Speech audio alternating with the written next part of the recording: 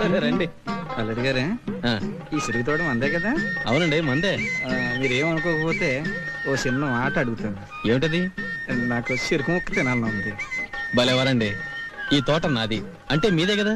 మీ తోటలో మీరు మొహమాట పడతారేంటి? ఉండండి.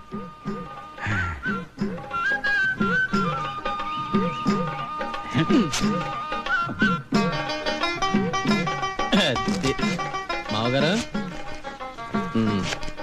తీసుకోండి. 4 రోజులు ఉండమంటే అక్కడ ఏదో అర్జెంట్ రాజకార్యాలు ఉన్నట్టు హడావిడి చేస్తున్నావు.